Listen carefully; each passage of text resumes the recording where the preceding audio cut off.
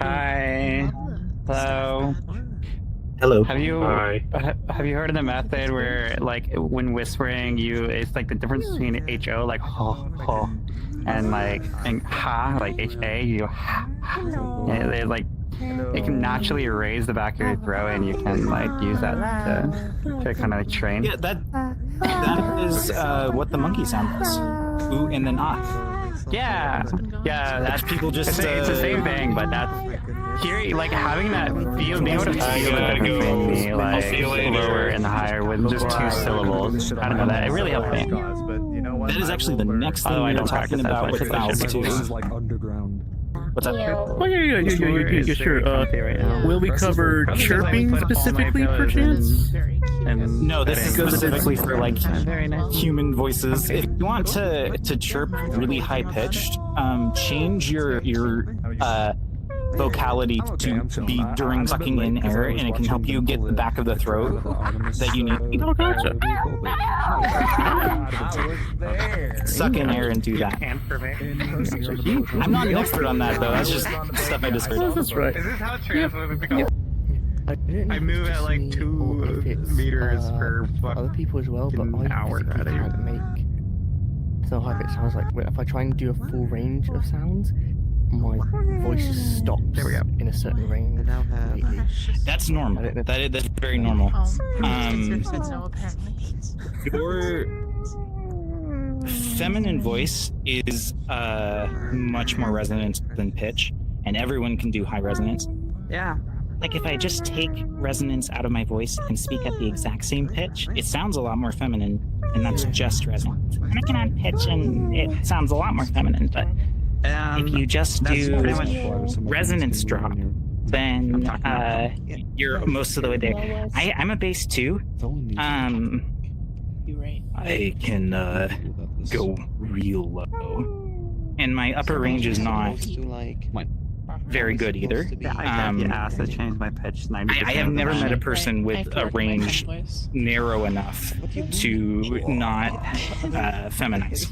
The final result may not be It is funny doing like pixie-ish, for so long, but I've never met someone with a low enough voice to not do this, and I've given probably around 100 lessons. It would surprise me if you were too low. I would start with the resonance whisper and also the vowel thing, which I'll teach next. And I think I was. And I'm going to teach one more trick that one more thing that you can do to keep yourself locked in that range. Later. Last thing is what I do to go from my normal voice to this voice, which isn't all the way there, but it's more there, you know? And teaching that last thing will, they all kind of are sympathetic. And I haven't met someone who's just had a physical issue with it, you know? I believe in you is what I'm trying to say. And it would shock me if you were someone who couldn't. I roomed with her. Hi. Yeah, she's a friend I made CVR. So yeah, I'm just kind of curious, like, what did you yeah, no, mean when you she's, said that group there's on no my such okay. thing as a normal voice? She's nice. I like her. Your voice that you develop as a child and This over is my puberty. voice. That is your voice, but you learned how to speak this way romantic wise. as a child, and you learned over puberty as your voice changed Am I fishy? to speak this way. It doesn't mean, like, if you take a human who doesn't interact with other humans, they would not have a voice that would be as recognizable. You're cute. Everything is learned through mimicry. Everything. When you're young, that's how voices develop. And all you've done is you've been using it for so long that this is the habit. Your voice is habit. I have said this is me totally relaxed and not putting on anything. And people would say this is my natural voice. Right. But the voice that I did at the beginning, this voice up here used to be the relaxed voice. And my voice before all this was completely different. Everything is habit. There's no such thing as a natural voice because you learned how to speak. Can I clone this? It's essentially muscle memory. I didn't. Yeah, you're just extremely used to speaking this way. That's weird. People can do way more with their voices than they think they can. I didn't expect to be home this way, and you've by done it now. for so long that it feels natural to you. I have a bunch of stuff to do tomorrow. Still. Why would you want to change it?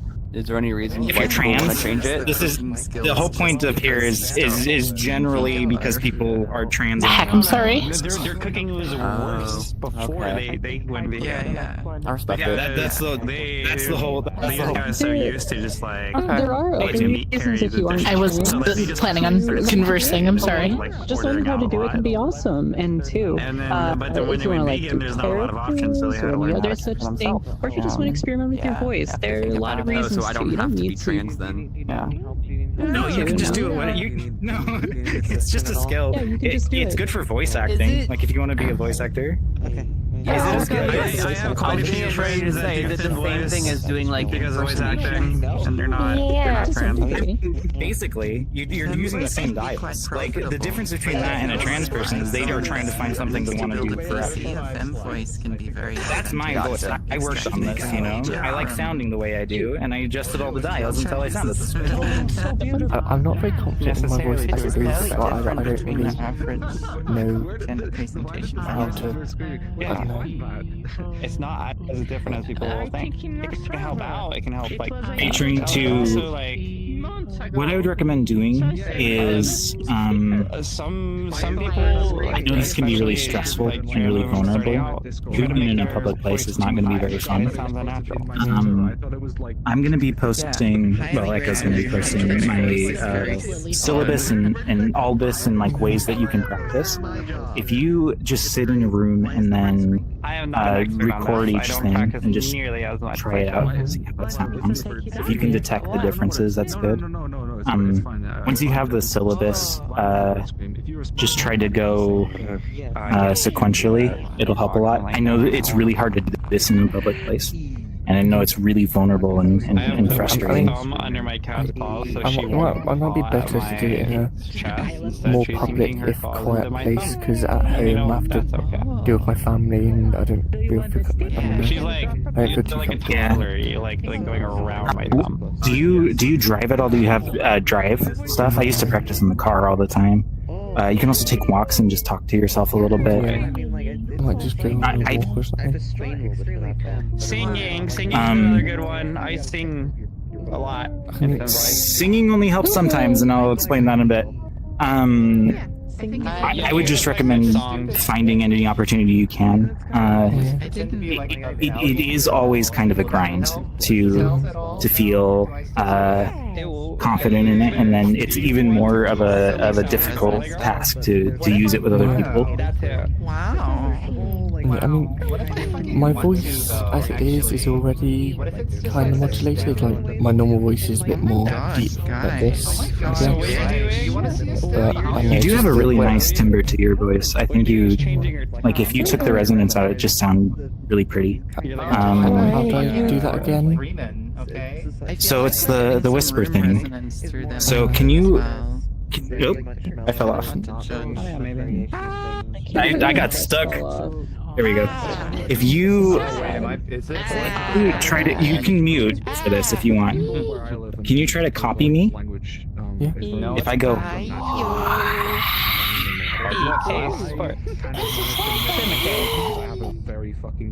yeah, the top of that. So start normally and don't try to do anything, and just.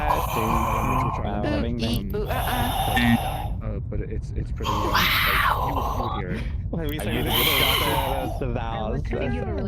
In a bit. Feel your throat as you're doing that to go and feel what your throat does. I love it. What time is it? Try to slide it as you can. You basically to do this way is a lot of whispering and grinding the whisper. You can do that very quietly. You can do it without whispering at all, but then you can't check.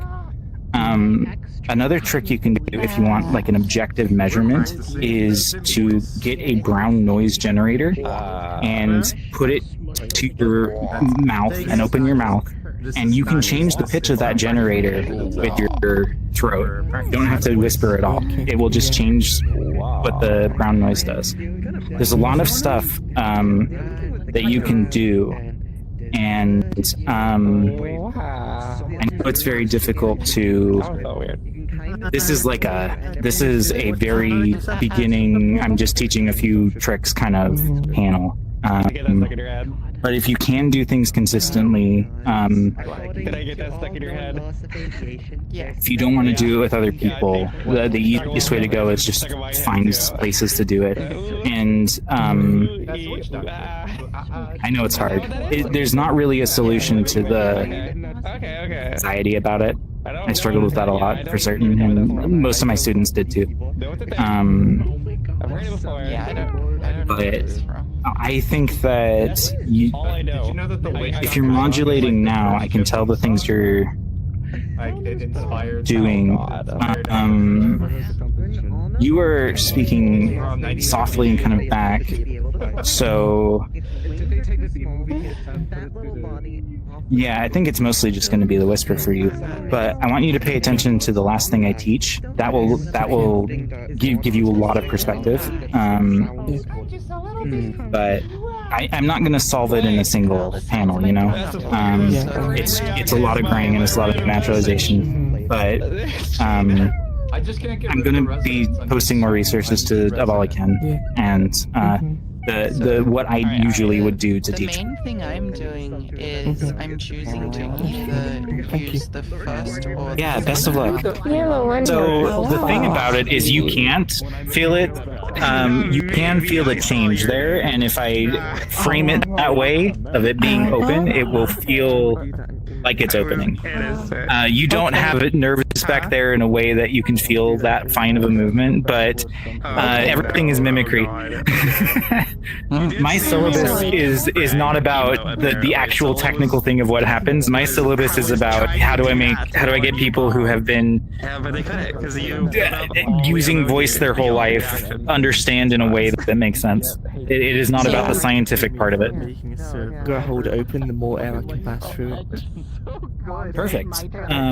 What I want you to do, if you aren't used to yelling, is I want you to lay on your back. If you're on your back and you try to hit the ceiling with your voice, you have both very good breath support automatically. Laying on your back makes you breathe more properly than most people do. And then projecting your voice, it doesn't even have to be a yell. Projecting your voice will then open the upper bit of your throat. Hi.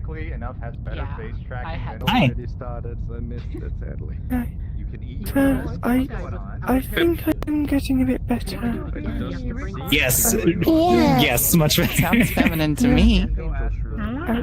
If you use more air when you speak, it's gonna feel like it's gonna feel way too high. It's gonna feel way too high for a while. That sounds fantastic. You're doing great for day one. Really? Yeah. Huh? It sounds really good. Record yourself after you get out of here. It sounds great. Okay. Yeah. Really good job. You did a great job. I have a big old smile. That sounds great. You're gonna have to. It'll take a while before it feels natural, and take a while before it sounds like you're already most of the way there. That's fantastic. Really good work. The more you do it, the more you'll relax into it. I think it was the epidural pouch. That looks even more comfier. It would be the perfect pillow for me. It's a cheat code, isn't it? If you now, so Oh my god. you did. Okay. It'll. There's a recording, and I'm posting my whole syllabus online. Okay. If you. You can just do the opposite of What was I going to say? In my notes, if you read through the syllabus I have a video on showing how to measure resonance objectively. And the only time I'm hearing you drop is when you do use certain vowels. So the thing I said about vowels is accurate here. But you can also just speak into a spectrogram and literally just see when the drops happen. It's really easy to test with a spectrogram. ultimately just get to a place where you like how it sounds. And you're already so much of the way there. Really, really good work. Really, really good work. I'm surprised at how much. I'm surprised at how much different it is. About 40% of my lessons went this way, where they got to where you were to where you are in a single session. That was about 40% of the time. You did good. You did really good. The cheat code is so potent. It's so powerful.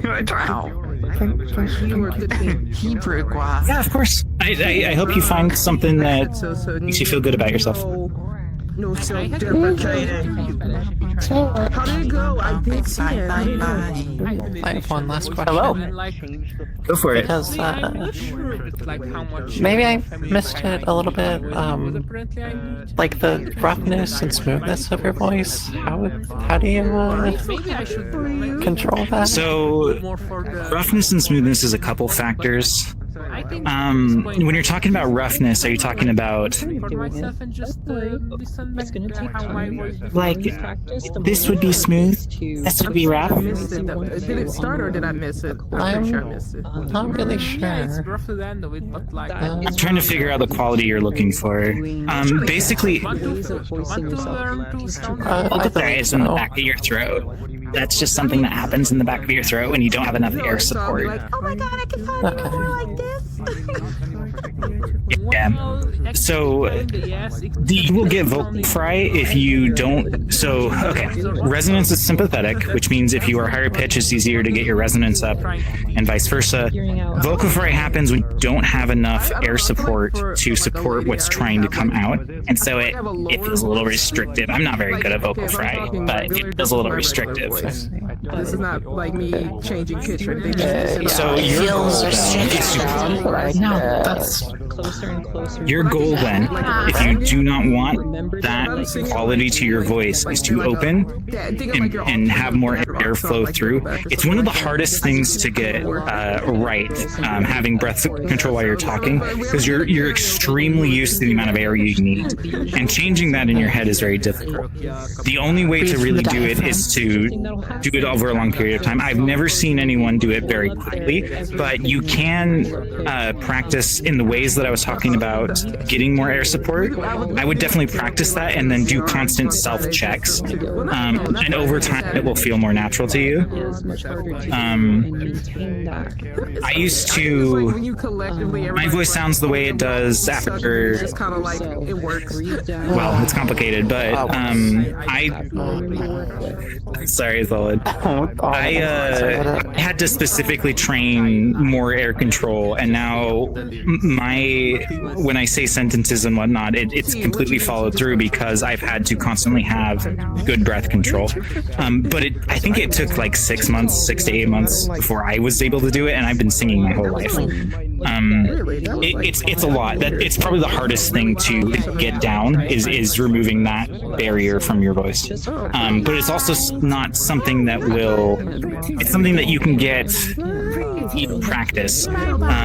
So you have a goal to mimic. If you do a bunch of recordings where you are doing the voice you want, and then just have it on your phone or something, and if you need to just take a second to reset, you can then mimic your own speech, and that helps a lot.